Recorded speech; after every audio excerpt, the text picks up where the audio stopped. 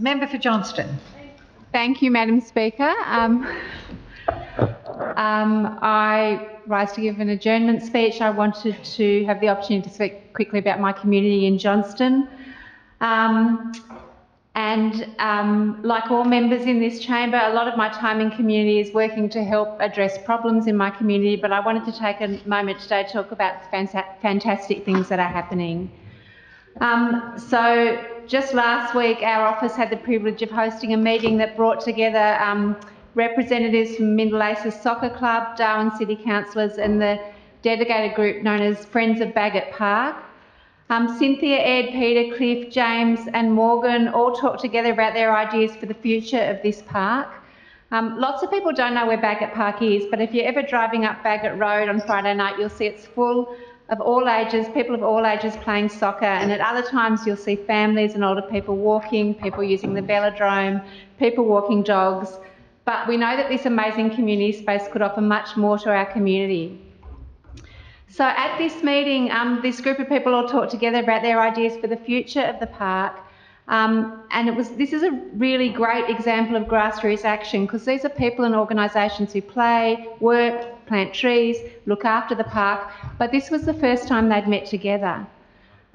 We met to discuss how we can better share and use the park, and I'm thrilled to report that this discussion was full of many exciting ideas. And this meeting's an example of how we're trying to work in Johnston, to work with the entire community to find ways to bring people together to address the problems that they face. We're also looking at how we can work with people to find ways to share and make the most of our public spaces. In Bagot Park, this is about creating an inclusive environment where people of all generations, cultures and backgrounds can come together to use these spaces in different ways. There's an incredible Bagot Park master plan with ideas for an intergenerational playground, a reflexology garden and a community meeting space. And we came up with heaps of new ideas, like a Bagot bush dance, which you'll all be welcome to come along to, a boot sale, ways to have shared meals and a Bagot walkers group. So I'm so looking forward to working alongside the community, local government and our local sporting club to turn these ideas into a reality so that this place in our electorate can become a central point of connection for us all. We're also looking at ways to bring together to address the problems that they face. So last year we held our first community town hall, and it was a wonderful opportunity to bring people together to talk about what matters to them in their community and what they want to see happen in the future.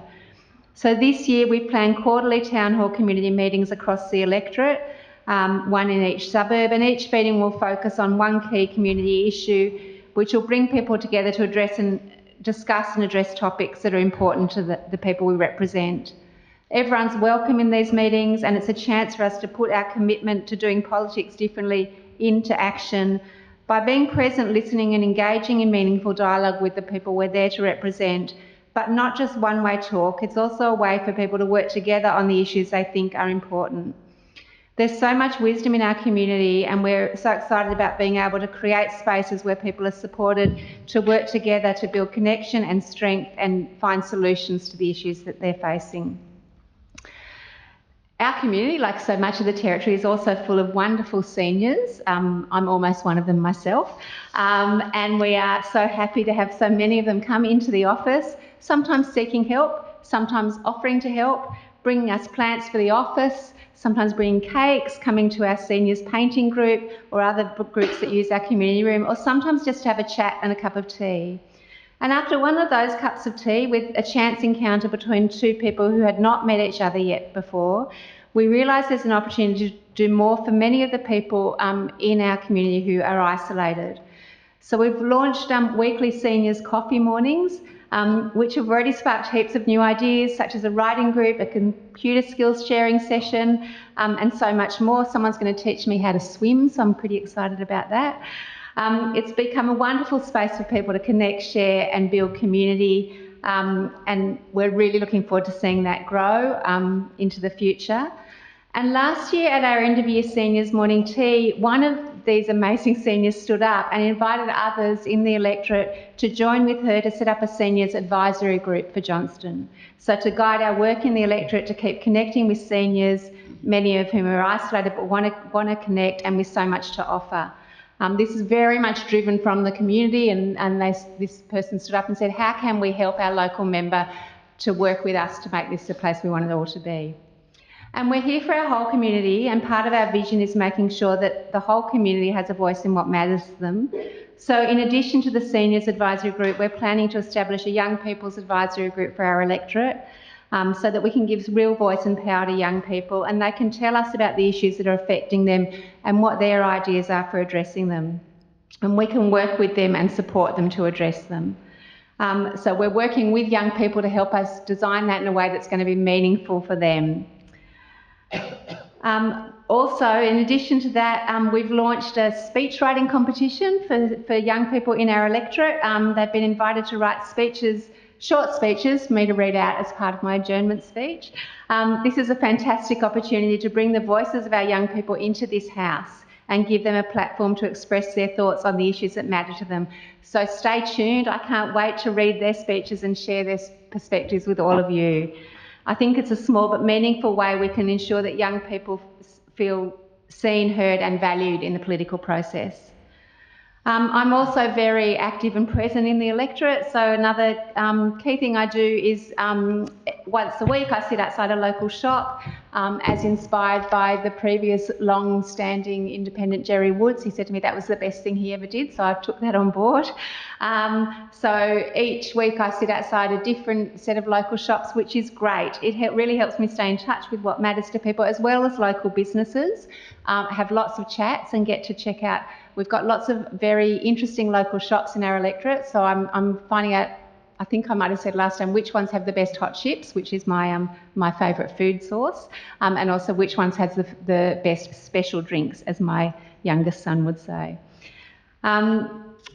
I also am every Sunday at Rapid Creek Markets, and it's no secret that I love this market. I've been going every Sunday for 30 years. I've watched many of the stallholders grow up from tiny children to now running their own stalls themselves with their own little kids helping out.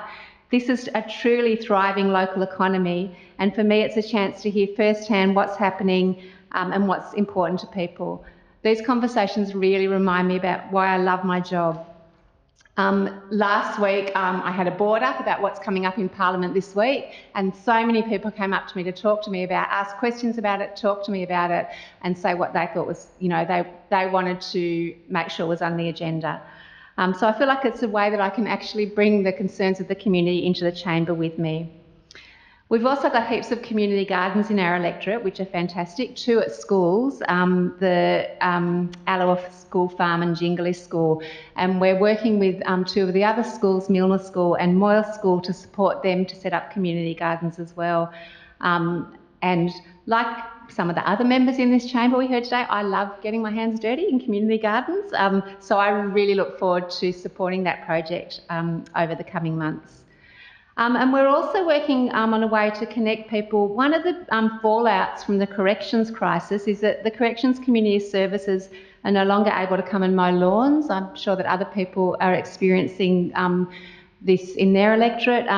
So they were coming to help seniors and those not able to look after their gardens. And many people are struggling through the wet season to manage fast-growing lawns and gardens which become unsafe quickly.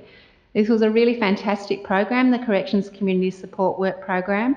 And as I said, because of the crisis in corrections, this is currently not available. So what we've decided to do is start a community mutual aid gardening program and linking up people across the electorate, people who want to help others and people who need help. And we've started with a community lawn mowing program. So we heard from the members of Blaine and Drysdale who are getting out and mowing lawns in their electorate, and the member for Fong Lim who shared his aspiration of never having to mow another lawn in his life. But for us, it's not just about mowing the lawns, it's about fostering a sense of community and connecting people to help each other. Madam Speaker, what we're doing in Johnston is more than just addressing immediate concerns. It's about creating a culture of support, connection and collaboration. It's about ensuring that our community members, whether young or old, new to this area or long-standing, feel they have a place here, a space where they can connect, share and thrive. And it's about finding a way to do politics differently, to find ways to really put people's voices first. So I want to express my deepest gratitude to the people of Johnston for putting their trust in me to represent them. It's an honour and a privilege, and I take that responsibility very seriously. And I really look forward to continuing to work with them to build a stronger, more connected and more inclusive community. Thank you, Madam Speaker. Member for